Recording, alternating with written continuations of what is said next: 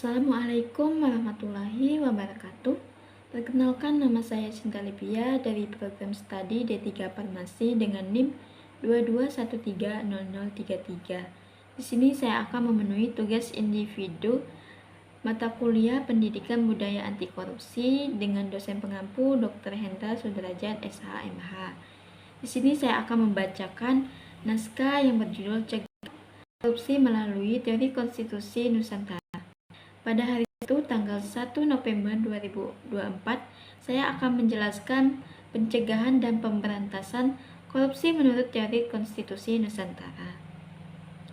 Teori konstitusi Nusantara sebagai suatu teori yang baru ditemukan dari hasil riset pada tahun 2016 di Malang, Provinsi Jawa Timur oleh Dr. Hendra Sudrajat SH.MA dengan sebagai peraih rekor muri Doktor Hukum Tata Negara termuda di Indonesia dengan lulusan cum laude dari tahun 2011 dan saat ini menjabat sebagai Direktur Dumantara Riset Institute dan Wakil Rektor 1 di Universitas Gadjah Bangsa.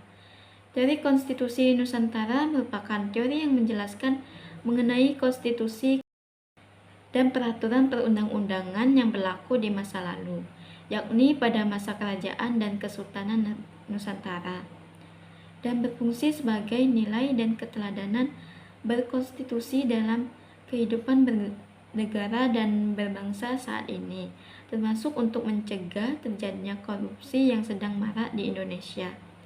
Dalam konstitusi Nusantara memiliki bahasan yang berhubungan dengan mata kuliah Pendidikan Budaya Anti Korupsi karena salah satu bahasanya memiliki hubungan dengan penegakan hukum dalam mencegah dan memberantas korupsi. Adapun komponen dari konstitusi Nusantara atau teori Nusantaralisme Constitution Stage of Culture sebagai berikut. Yang pertama itu ada people habit atau kebiasaan masyarakat. Pada masa kejayaan Nusantara terdapat kehidupan masyarakat yang memiliki tradisi dan kebiasaan para pemimpin masyarakat di kala itu. Kebiasaan para pemimpin dan tokoh masyarakat sebagai suatu cermin keteladanan dalam bermasyarakat. Keteladanan tersebut terlihat dalam perilaku dan tindakan yang diikuti oleh anggota kelompok masyarakat yang menjadi modal terbentuk suatu masyarakat, sehingga di mana ada masyarakat di situ terdapat hukum. Dalam pencegahan korupsi perlu diawali dengan kebiasaan perilaku dan sikap yang baik sehingga menjadi teladan dalam hidup dalam menjadi pelopor anti korupsi di kalangan mahasiswa dan masyarakat. Yang kedua itu ada living law atau hukum yang hidup. Keteladanan yang muncul dari kebiasaan baik para tokoh masyarakat kemudian melahirkan hukum yang hidup yang sebenarnya menciptakan hukum tidak tertulis maupun hukum yang tertulis. Terdapat banyak hukum yang hidup dalam masyarakat, khususnya bagi masyarakat adat yang ada di Indonesia. Hukum yang hidup ini menjadi tradisi dan adat istiadat masyarakat Indonesia dan dijamin dalam konstitusi. Budaya malu untuk mengambil yang bukan hak miliknya. Sesungguh bagian pendidikan anti korupsi memiliki daya tangkal yang efektif. Yang ketiga itu ada power of king atau kekuatan kepemimpinan. Dalam sebuah kepemimpinan dibutuhkan suatu kekuatan pemimpin dalam menggerakkan kepemimpinannya.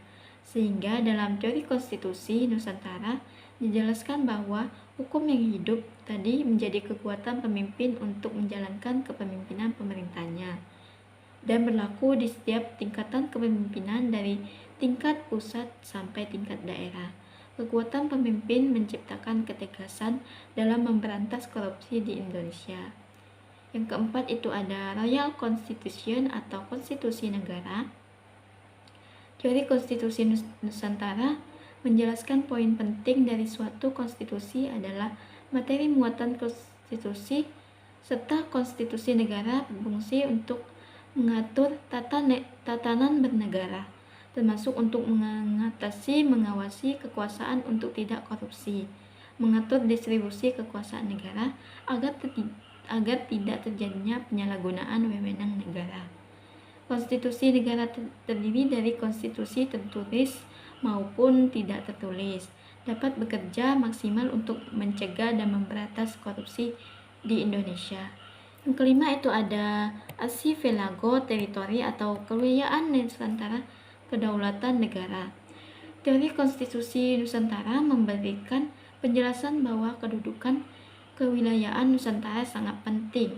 Penjelasan kewilayahan Nusantara sama artinya dengan kedudukan kedaulatan negara. Hal ini memberikan pemahaman secara umum bahwa negara terbentuk dari sebuah wilayah dan kedaulatan masing-masing negara, di samping berasal dari rakyat dan pemerintah. Sehingga kewilayahan posisi keilmuan penting untuk memperkuat posisi negara. Menurut Dr. Hendra Sudrajat, SHMH, penguat masing-masing kewilayahan dalam mencegah dan memberantas korupsi perlu dilakukan yang dimulai dari keluarga masing-masing, sehingga korupsi dicegah dari wilayah keluarga, yang pada akhirnya menjadi satu kedaulatan hukum negara yang bebas dari tindak pidana korupsi. Di samping itu, dalam kajian kewilayahan menurut Dr. Hendra Sudrajat, SHMH, bahwa KPK perlu dibentuk tingkat provinsi dan kabupaten atau kota, mengingat marak korupsi di tingkat daerah. Sehingga dengan keberadaan KPK, secara kelembagaan di tingkat daerah dapat bekerja secara hierarkis dengan KPK yang ada di pusat. Yang keenam itu ada kingdom struktur atau struktur negara. Kingdom struktur atau struktur negara dalam pembahasan teori konstitusi Nusantara merupakan struktur dan pembagian kekuasaan seperti kekuasaan legislatif, kekuasaan eksekutif, dan kekuasaan yudikatif. Struktur negara ini bekerja untuk memaksimalkan organ-organ negara dalam menjalankan kekuasaan pemerintah negara.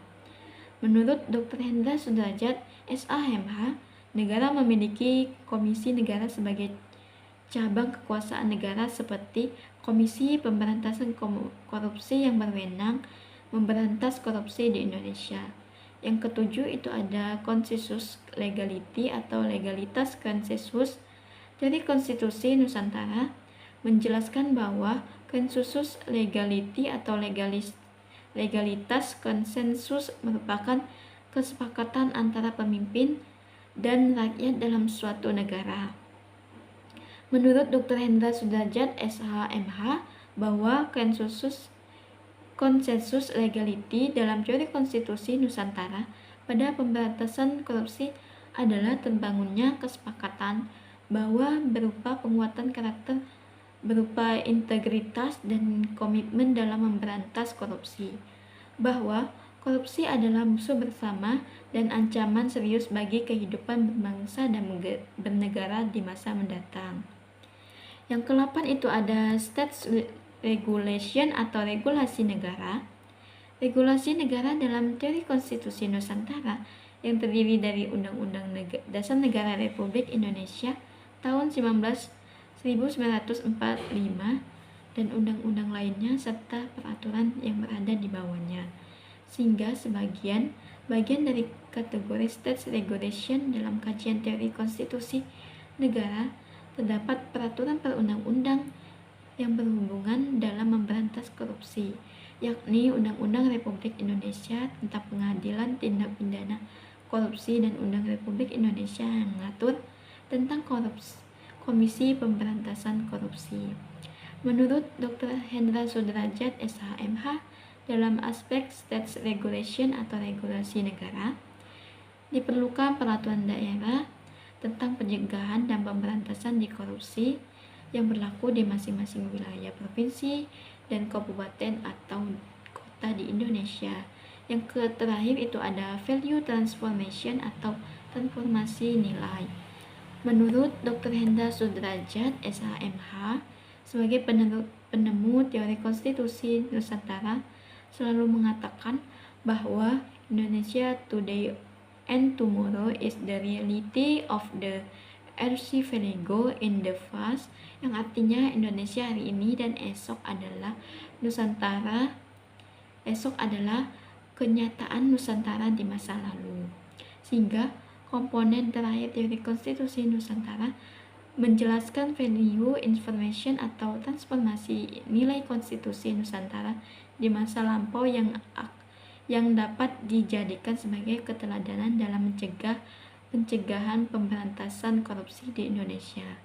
Undang-Undang Simbut Cahaya era Kerajaan Palembang yang ditulis oleh Ratu Sinuhun menurut Dr. Hendra Sudrajat SHMH bahwa menyebutkan adanya perlindungan hak asasi manusia di dalamnya, secara tidak langsung melindungi hak milik orang lain dari perbuatan korupsi. Demikian penjelasan dan pembahasan teori konstitusi Nusantara sebagai tugas mata kuliah pendidikan budaya anti korupsi Salam 25 Nusantara menuju negara unggul. Terima kasih. Wassalamualaikum warahmatullahi wabarakatuh.